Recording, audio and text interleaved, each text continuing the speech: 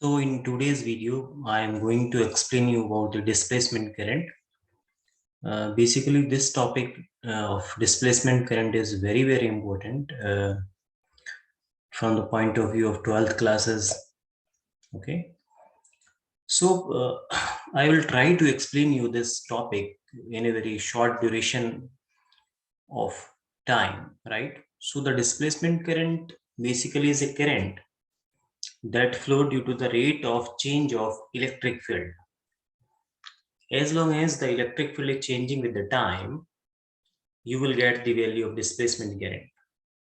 And when this electric field E becomes constant, then this displacement current becomes zero.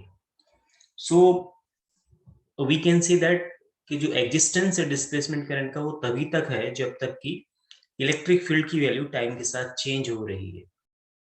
अगर electric field constant हो जाता है तो displacement current की value zero हो जाती है.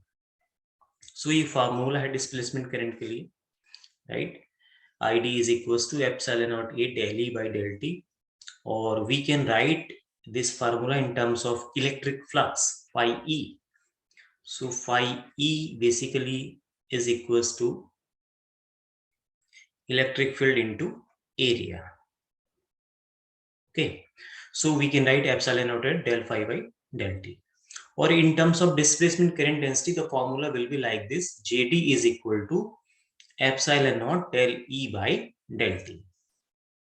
So JD is equals to ID upon A. What is JD? JD is displacement current density and ID is displacement current. So displacement current density means the current divided by the area.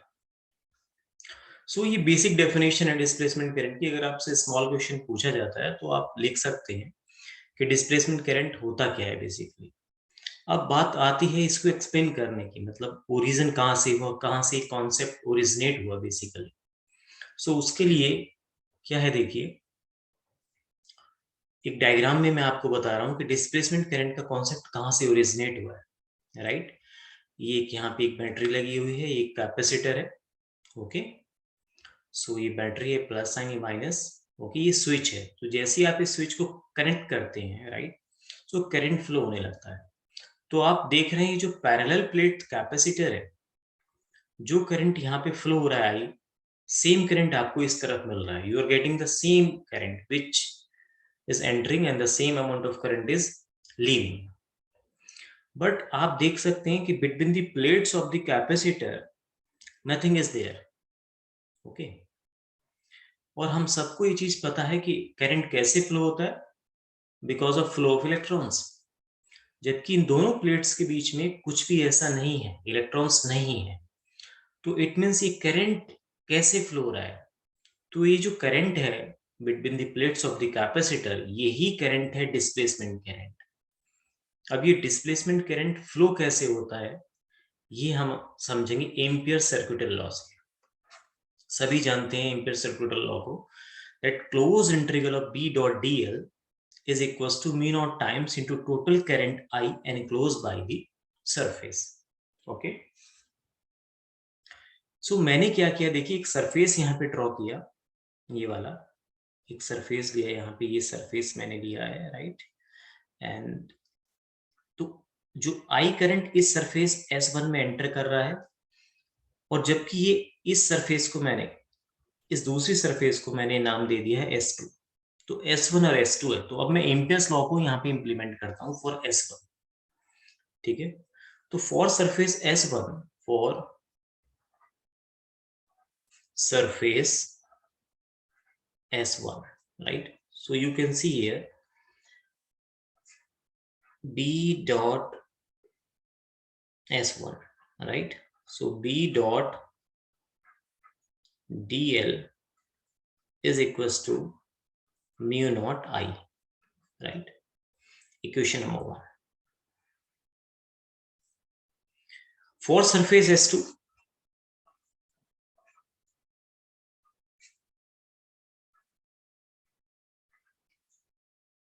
S2 ये surface है, देखिए, जो कि जो plates हैं capacitor की, इसके centre में ये सरफेस S2. तो अभी तक आप देखिए S2 सरफेस से कोई करंट पास हो रहा है, नहीं हो रहा है. तो इसका मतलब जब मैं यहाँ पे इंप्लीमेंट करूंगा एम्पियर्स सर्कुलर लॉ को, तो यहाँ पे आप देखेंगे B dot dl is equals to mu not into 0, it means 0, right. तो ये S2 सरफेस के लिए इट मीन्स क्या हुआ, B is equals to 0।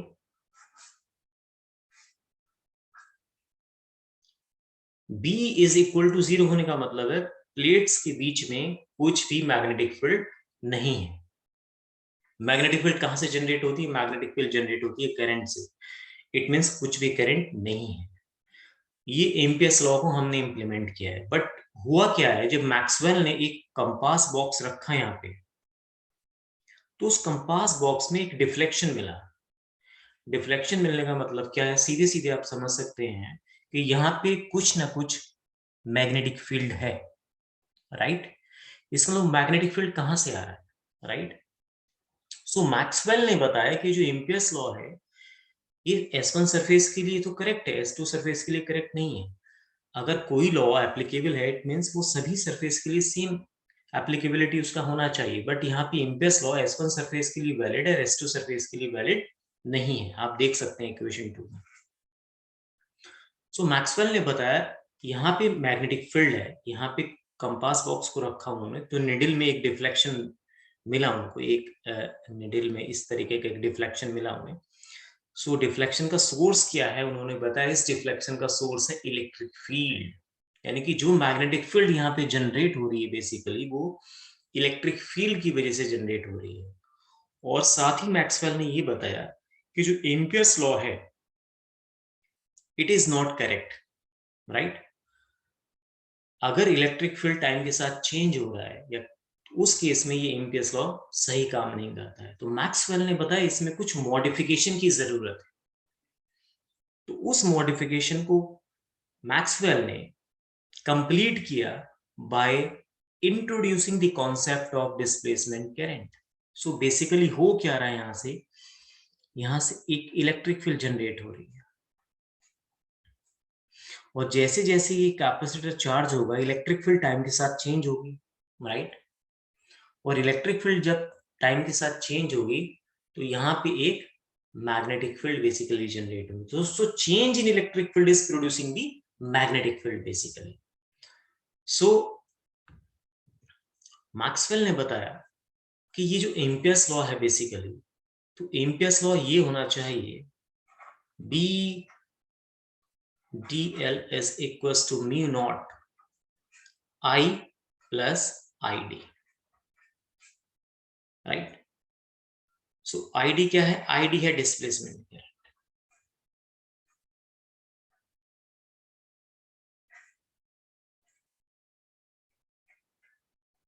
ID क्या है, डिस्प्लेसमेंट करंट। सो ये मॉडिफिकेशन था, इसको हम बोलते हैं modified Ampere's law, modified Ampere's law. Who modified this Ampere's law? Maxwell modified this Ampere's law, right? तो किसने इसको मॉडिफाई किया, मैक्सवेल ने इसको मॉडिफाई किया, right. Maxwell modified this Ampere's law. Okay, ID की वैल्यू क्या है, आईडी की वैल्यू मैं ऑलरेडी आपको बता चुका हूं, it is epsilon naught a del E by del t, ये आईडी की वैल्यू है। अब हो क्या रहा है, देखिए हो ये रहा है basically between the plates of the capacitor यहाँ पे। तो यहाँ पे क्या होगा, ये जो डिस्प्लेस कन्वेंशन करंट है आपका आई और आईडी दोनों इक्वल है।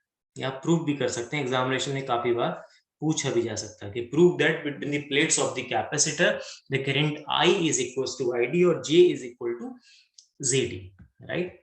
सो basically this is the displacement current, right, and this displacement current is existing because of change of electric field, right. If E is constant, अगर इलेक्ट्रिक फील्ड आपका constant हो जाएगा उस केस में क्या होगा, del E by del t will be equal to 0. It means ID is equals to 0. So displacement current exists only when the electric field is changing with the time. If electric field is constant, then the concept of displacement current does not exist, right? So this is a small explanation of displacement current.